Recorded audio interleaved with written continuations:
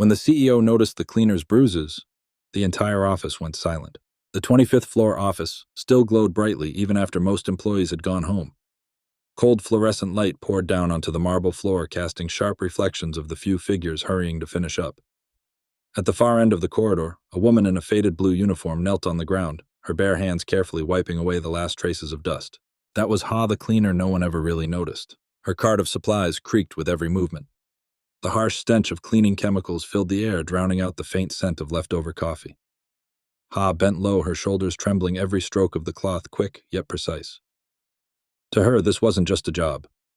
It was her only lifeline to feed her little child back home. Suddenly, a mocking laugh broke the silence. The floor manager, a paunchy man with a glaring red tie and eyes that dripped with disdain, strode forward. In his hand was a thick folder. Without warning, he flung it to the ground.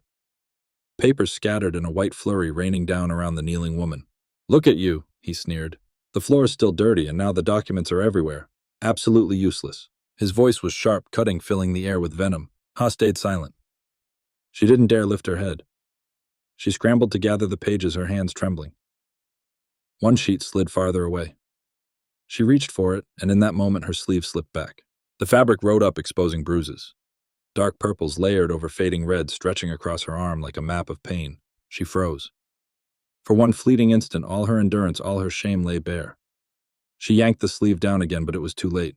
From the far end of the corridor came the echo of leather shoes striking marble. Steady, unhurried. Each step carried weight. No one expected him. The CEO. A tall figure in a sharp black suit, his face carved with authority. A man who was never here at this hour yet. Here he stood. He stopped. His eyes cut through the space like a blade fixed on the arm that had just been hidden away. No words. No heavy breath. Only that piercing gaze. The few employees left in the lobby froze as if turned to stone. The manager broke into a sweat, forcing a weak, crooked smile. Ha's heart pounded wildly, her face flushed, her whole body trembling. The cold white lights reflected in the CEO's eyes, and in those eyes something flickered. Shock, fury, or was it pity? The entire hallway felt suspended in ice. Papers still floated around her like snow, refusing to settle. The air was thick, suffocating. Then he stepped closer. His voice rumbled low, gravelly, unyielding. "Your arm. Who did this to you?" The words dropped like a hammer, shaking the entire space. One question, one look, enough to steal the breath from everyone's lungs. All eyes turned to Ha. She bit her lip. Her hands quivered. And no one knew what her answer would unleash. The Everest Group headquarters towered over the heart of the city, a gleaming monument to power. Every morning, its vast glass facade caught the sunrise, shimmering like a symbol of dominance. Inside, thick red carpets stretched across hallways, crystal chandeliers spilled glittering light from above, and the entire space radiated an untouchable luxury. But beneath that sheen of grandeur, another world existed. A world most people never noticed. The cleaners, dressed in faded blue uniforms, their hands permanently marked by the sting of chemicals, moved quietly through the lavish halls like shadows. They scrubbed away the dirt so others could walk freely. Yet they themselves were treated as nothing more than invisible dust. Ha was one of them, a small, frail woman in her 30s, her face worn from hardship and years of weathering storms, her hair tied back hastily. Let a few loose strands fall across her forehead, veiling the dark circles under her eyes from countless sleepless nights. She worked silently, each movement of her mop precise, as if cleaning was the most important task of her life. For Ha, every paycheck meant food on the table, a box of milk for her child back home. The sting of cleaning chemicals clung stubbornly to her skin, lingering even after she washed. Her calloused hands, split with red cracks, stung sharply every time they touched cold water. Still, in this palace of wealth, no one cared. They walked past her as if through empty space, as if she didn't exist. In sharp contrast stood the floor manager, a man in his 40s, bloated from drink, his bright red tie always crooked. He never moved without the heavy thud of his leather shoes echoing through the halls as if to remind the world of his authority. He barked orders at staff relentlessly, especially the powerless like Ha. To him, they were tools to command, targets to lash out at whenever he needed to prove his dominance. Other employees saw it all. The young men and women in tailored suits, laughing loudly, clutching shiny laptops. They knew the injustice. They saw how the manager treated people. But no one dared speak. In this place, power didn't belong to the righteous. It belonged to the loudest voice. And Ha, a cleaner with no status, would never be considered a voice at all. And then there was the CEO, Mr. Fong, founder and soul of the Everest Group. A man in his 50s, silver hair streaking his temples, posture, straight eyes, razor sharp. To his employees, he was the embodiment of discipline, authority, even coldness. He rarely appeared outside major boardrooms, and he almost never acknowledged those at the very bottom. But what no one knew was that behind those icy eyes lay a silence waiting for the right moment to break. The office had its own rhythm: the clatter of keyboards, the shrill of ringing phones, the sharp rhythm of heels and polished shoes striking marble. But to Ha, those sounds were a wall, a barrier between her and a world she would never enter. She could only hear, never join. Some days, as she mopped outside the grand boardroom, she caught fleeting glimpses of executives bowing respectfully as the CEO walked past.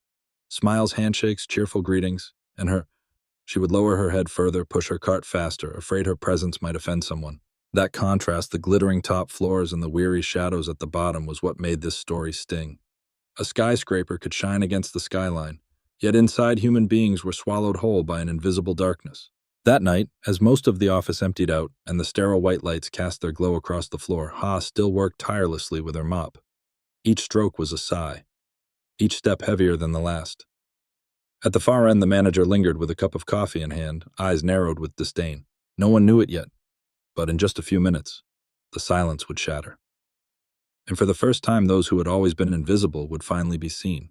The next morning, the 25th floor buzzed back to life. Young employees in crisp suits moved quickly through the corridors, their laughter mixing with the rapid-fire rhythm of keyboards. Sunlight poured through the massive glass wall, bouncing off the luxury paintings that lined the hall. A perfect world. Gleaming. Untouchable. In the shadow behind the reception desk, Ha crouched to change the mop water. The sharp sting of chemicals burned her nose. She let out a weary breath, her gloves worn thin at the fingertips. Beneath them, her skin was cracked and swollen red from constant contact with bleach. No one noticed. Shiny heels clicked past their owners, not sparing her a single glance. "Hey, you." The bark split the air. The floor manager again. Coffee cup in hand, steam curling upward, his face twisted in annoyance. "The coffee's cold. Go get me another. Now." Ha flinched, lowering her head. "But my work." "Your work is to do as I say."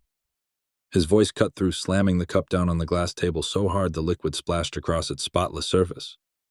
A few employees looked up startled, but just as quickly they ducked back behind their laptop screens pretending to be busy. Ha bit her lip, trembling as she picked up the cup. She knew the truth: resistance only meant worse consequences. By noon, the office thinned out. Ha slipped into the boardroom that had just emptied. Empty soda cans, sticky notes, scattered cookie crumbs littering the carpet. Patiently, she gathered every piece, her cart overflowing with trash bags. The door swung open. The manager strolled in with a pack of young employees. A takeout box in his hand, he dropped into the chair at the head of the table. Then he tossed the empty carton at Ha's feet. "Pick it up. Clean faster. It's disgusting." Laughter broke out around him. Ha froze. The rag in her hand stiffened. But she still bent down, picked up the box, and wiped the stain. Her shoulders trembled, her eyes fixed on the floor, avoiding every gaze. One young woman in the group frowned faintly. For a moment she looked as though she might speak, but her lips pressed shut. She turned away. No one ever defied the manager. "Bay, afternoon." The rush of returning footsteps filled the office after lunch. Ha cleaned the glass walls along the corridor, her movements slow, tired. Sweat beaded at her collar. "What's this?" The manager's voice cut like a blade. He jabbed a finger at a tiny speck of dust barely visible. "What kind of work is this? Useless." Ha quickly wiped at it.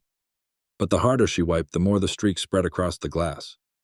He growled, snatched the cloth from her hand, and flung it to the floor. "Get out. If you can't even do this, then leave." Employees passed by.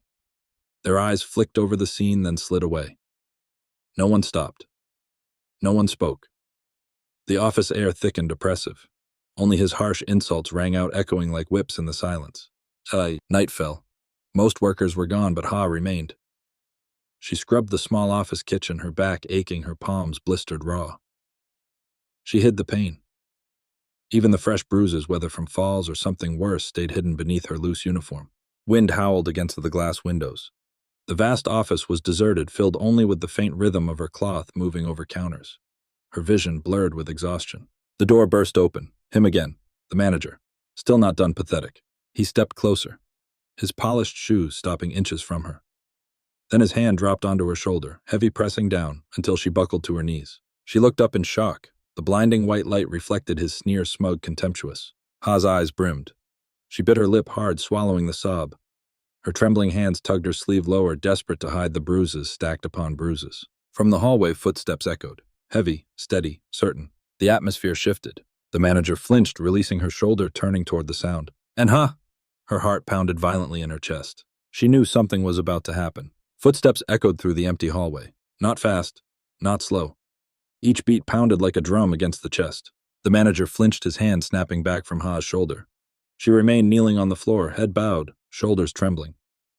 The silence was so deep the frantic thud of her heartbeat seemed to fill the room. The door opened.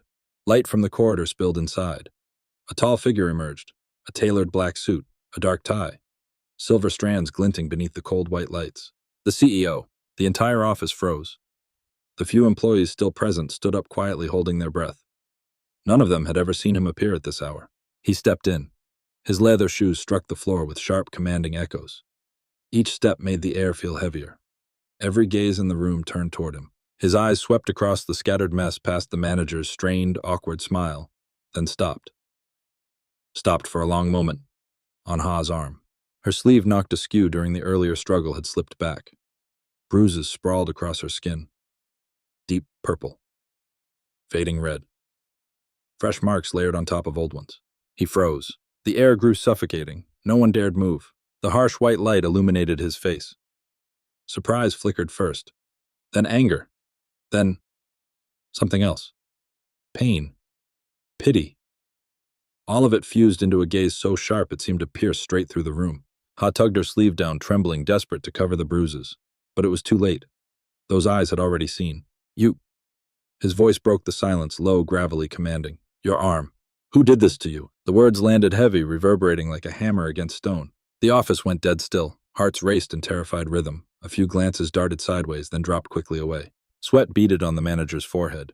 His mouth opened and closed, but no words came. Ha kept her head lowered, lips pale, quivering, her lashes wet with tears. That single question had torn apart the wall of silence she had built for years. No one answered. No one dared to even breathe. Only the ticking of the wall clock echoed slow, haunting, like a countdown. The CEO's eyes never wavered, cold, unforgiving. Yet behind them a storm churned, threatening to break. He stepped forward. The tension deepened. The silence stretched, suffocating. Then his voice again, slow, hard, cutting through the air. Is there anyone here who would like to explain this to me? The 25th floor office seemed frozen in place. Only the faint ticking of the wall clock broke the silence. Ha stood rigid, her hands clutching the edge of her sleeve, trembling. The manager's face had drained of color, sweat dripping down his temple. The CEO stepped forward. His voice rumbled low and heavy like a hammer striking steel. Her arm.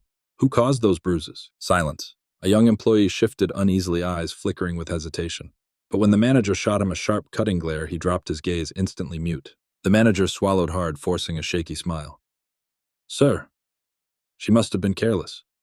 Fell down the stairs, maybe. Workers like her clumsy all the time, you've seen it yourself. The CEO said nothing. He only looked at him. A look so cold, so deep, every excuse shriveled into dust. Then his gaze turned toward the IT staff huddled at the far corner. Pull up the hallway cameras. Now. The room held its breath. The IT worker fumbled with his keyboard, hands trembling. The frantic clatter of keys echoed through the silence. A screen flickered to life, glowing across the boardroom wall. The pale light washed over every face. Footage appeared, a grainy black and white image. The familiar hallway. The manager clearly visible. He threw a thick folder to the floor. Papers scattered like snow. The cleaner bent down to pick them up, hands shaking. Then he stepped on her mop, sneering. Shoved her hard enough that she nearly fell. The office fell into a deathly stillness. Whispers started, then died out. Nothing remained but the pounding of hearts, loud in the quiet. The CEO stared at the screen, eyes narrowed, jaw tight. The manager lurched to his feet, voice breaking. No, it's not what it looks like. I was just joking. Joking? The CEO's voice sliced through each word, ground out between his teeth. This is your idea of a joke. With an employee, with a human being, no one dared move. Young employees pressed their lips tight. Eyes fixed on the floor, but their emotions churned. A few blinked back tears. The truth on screen was too stark, too raw. The manager stammered, desperate. I only wanted her to work faster, that's all. The CEO strode forward. His shadow stretched long across the floor, engulfing the manager. You call that management crushing people, humiliating them? His voice thundered, every word a blade. The manager hung his head, legs shaking. Ha stood nearby, tears welling. For the first time, someone was speaking for her. For the first time, the silence was broken. The CEO's gaze swept across the office. You all saw, and you all stayed silent. Do you really think silence will protect you? A cold draft slipped through the glass seams of the hall. Breathing grew ragged. Fear prickled the air. No one dared to respond. The CEO turned sharply, fixing his glare on the manager. From this moment forward, you have no place here. The declaration struck like iron, final. But the tension did not ease. Every eye remained fixed on the CEO, waiting. Would he stop at firing the manager, or was this only the beginning? The manager collapsed into his chair, pale and trembling voice cracking in desperation. Please, give me another chance. I didn't mean. The CEO's eyes darkened. Then he turned to Ha. His voice softened but still carried weight that filled the room. You. Tell me. How long have you been enduring this? The entire office held its breath. Ha's lips parted, but her voice caught in her throat, trembling. Every heartbeat quickened. That answer would change everything. The air was suffocating. Every eye turned toward Ha. Her lips quivered, her voice breaking into fragile shards. 4 years now, sir. The words fell heavy, shattering the wall of silence that had smothered the office for so long. The CEO closed his eyes for a moment. When he opened them again, his gaze was colder, sharper, yet within it glimmered a rare spark of humanity.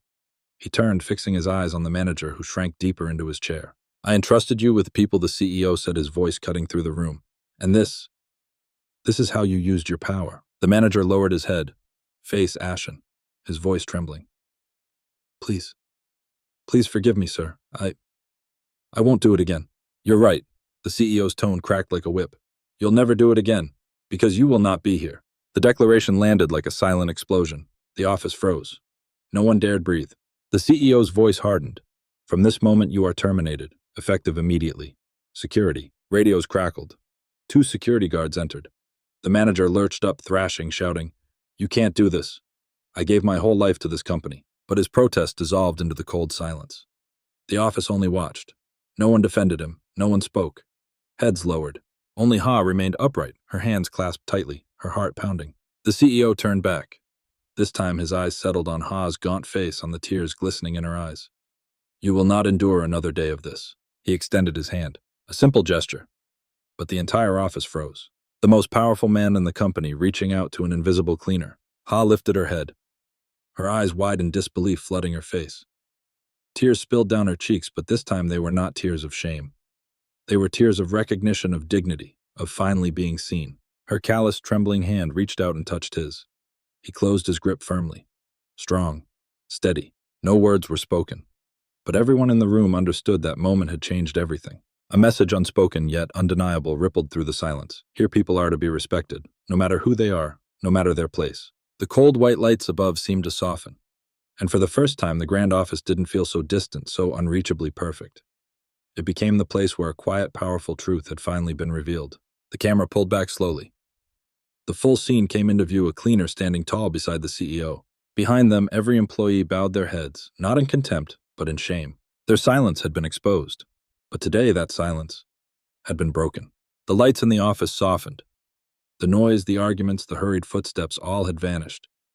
What remained was a deep silence, where the image of a cleaning woman standing tall, tears in her eyes. But pride shining bright lingered beneath the white glow. A piano melody rose softly, gentle, as a current flowing straight from the heart. Each note echoed like a reminder that even the smallest moment can transform an entire space. This story reminds us, no one deserves to be looked down upon. No job, no human being is invisible. Sometimes all it takes is a fair gaze, a single act of courage, to change everything. A pause. The camera pulled back slowly. The figures of Ha and the CEO standing side by side grew smaller, then faded into the white light. And you? Have you ever witnessed a moment when justice won right before your eyes? A moment when someone small dared to stand tall and the world had no choice but to bow. Share your story in the comments. Because maybe your experience will be the light someone lost in the dark is searching for. The music swelled, then eased again. And if today's story touched your heart, don't forget to like, share, and subscribe. Every small action you take is a heartbeat that keeps these human stories alive. The screen faded to simple white. The channel's logo appeared quiet, yet powerful. The piano lingered soft as the last breath of a sorrowful tune, then dissolved into silence. An ellipsis, an empty space left behind. A question that lingers in the audience's heart. If one day you found yourself in that very moment, would you stay silent, or would you stand up?